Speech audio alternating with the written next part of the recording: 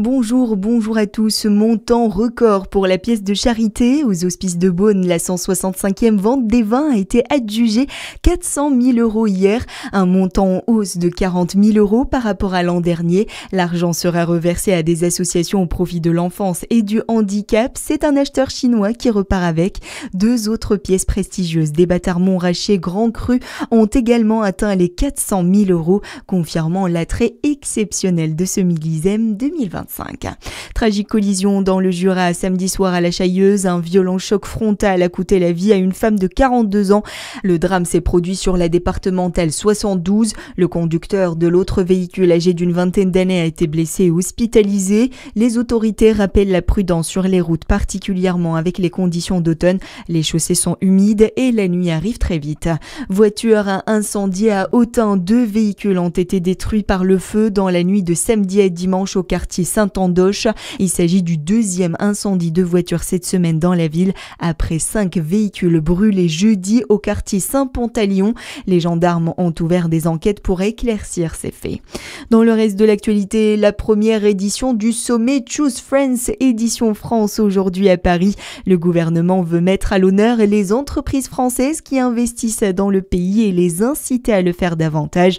Plus de 30 milliards d'euros d'investissements français doivent être annoncés. Volodymyr Zelensky à Paris aujourd'hui. Le président ukrainien va être reçu par Emmanuel Macron qui souhaite réaffirmer l'engagement de la France aux côtés de l'Ukraine.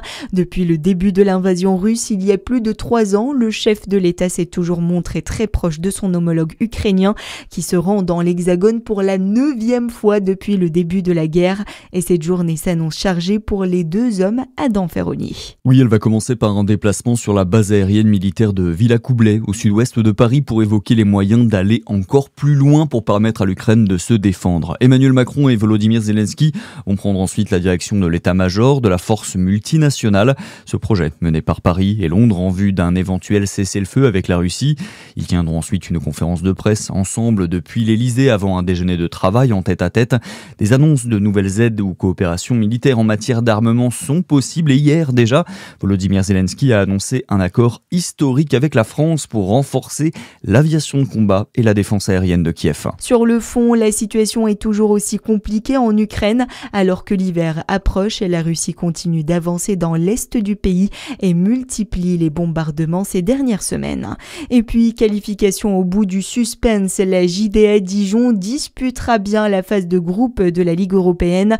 Défaite de 3 buts en Espagne, les Dijonnaises ont renversé Bera au retour en l'emportant 27-24. À suivre votre météo sur Fréquence Plus.